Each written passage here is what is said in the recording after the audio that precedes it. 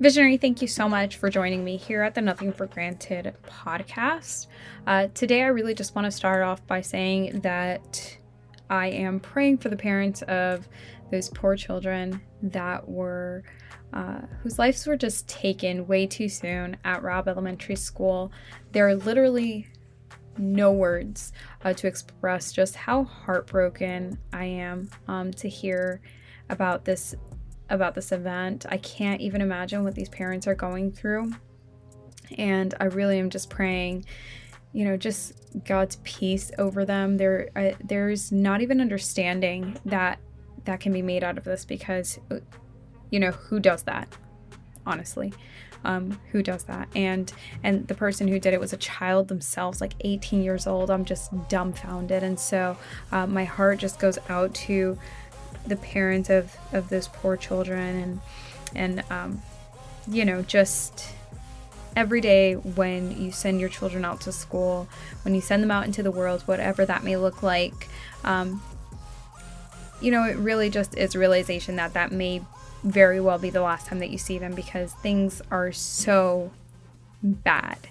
And I'm not trying to start this off like super morbid. I just feel like, we need to hold the space for them and just be made aware of the times that we're living in and how important it is to really cling to Jesus in this time and take our walk as serious as possible.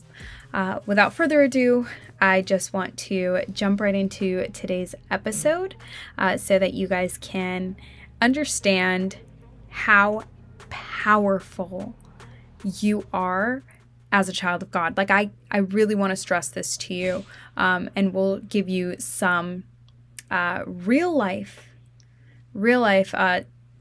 testimonies, some real life experiences that I want to share with you that will hopefully encourage you, and some tips on how you can be made more aware of this in your daily life. All right, so if you haven't already joined the Funding and Freelance community page, it is a free page that I have created specifically for female founders and aspiring freelancers in the funding space, whatever that may look like. If you're a startup, if you have been a CEO for many, many years now, and you are just trying to diversify your revenue, if you're trying to tap into grant funding, if you're trying to understand more about, what this process looks like, you have no idea where to even get started, this community page was created for you. Okay, if you are a freelancer that's saying, I really want to step outside of this 9-to-6 job, I really need some flexibility in my life, I want to pursue entrepreneurship and just create a life that I love, and I really don't even know where to start as an entrepreneur or a freelancer, then again, this community is for you. I share so many tips on entrepreneurship. I share so many tips on proposals and your applications and upcoming grants. I drop major gems on a weekly basis via the community group. So be sure to join me at bit.ly/funding and freelance. Of course, as always, the link will be down below as well. So y'all, I've been manifesting some things, okay? When I came back from Cabo, I just really came back with a totally different mindset, and you guys know because we've talked about it in my other episodes before, but that shift hasn't only been felt by myself, it's been felt by my family. And so as my husband and I have these conversations, he's even kind of tapped into the fact that, hold up, there's something happening here, there's something more. Every single time you say something, it seems to come to fruition. And so I want to give you an example of this. So just kind of, having pillow talk in bed, we were talking about just if we came across this American Eskimo male, we would buy it hands down in a heartbeat, wouldn't matter. Like, we're just going to do it. I would get rid of my white German Shepherd.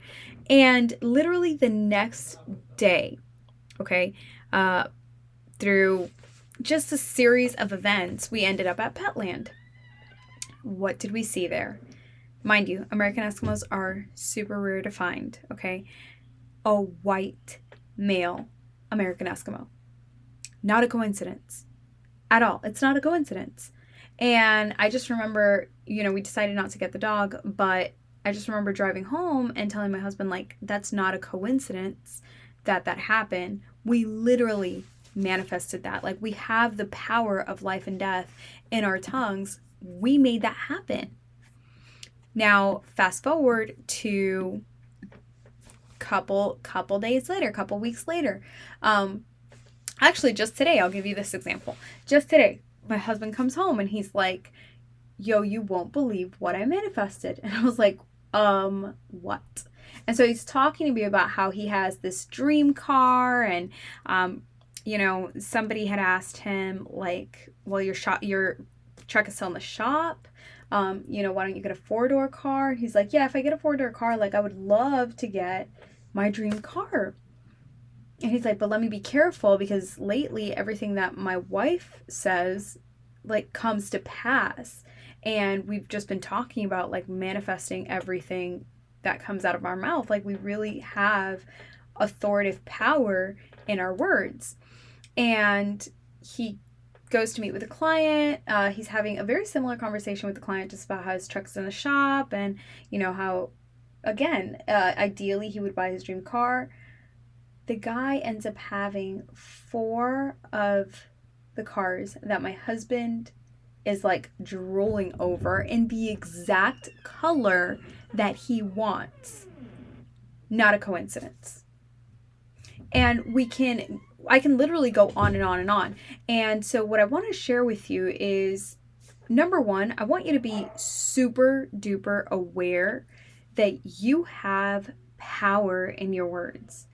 Every single time that you say something, positive, it's not you being flirty, it's not you being in denial. It's literally you saying, what I see in my mind is what is going to come to fruition, because what you see in your mind, you digest in your heart, and that becomes your words. And your words literally will come to pass just as you say them. So every time that you say, I can't do this, well, now you really can't, because you just put that out. You just spoke that into existence, quite literally. And the Bible talks about how we have that power in our words. God created the entire universe with just his words. And if we were created in his image, we have that same exact authority. And so I want you to be really aware of your power. I also want you to be intentional, which is number 2. I want you to be intentional about what it is that you're saying. Just like my husband talked about today when he was, expressing what his dream car would be. And he said, I need to be careful because, my wife says that we literally have been manifesting everything. He was aware and he was intentional about what was coming out of his mouth, because he knows that the wrong words could come to pass. Just like the right things that we desire, that are for us, that are absolutely things that we're holding space for, can come to pass. The same can be said about the negative things, right? And that's why as of late, I've said things like, you know what? I don't even have space for that. Like, I have no energy for that. I don't receive that, whether that's that thing is a person, whether that thing is an experience, whether that thing is a situation, even hypothetical. It's just like I have no space for it in my mind, in my space, in my person, right? In my life, period. Bye. No. Moving along now. Because I want to be intentional about what it is I'm holding room for. I want to be intentional about the things that are coming out of my mouth. So number 1, be aware of your power. Number 2, be intentional with the things that you're thinking, with the things that you're saying. And then number 3, I don't want you to even be surprised. Like today when my husband was talking to me about this, he was like, wow, like that happened.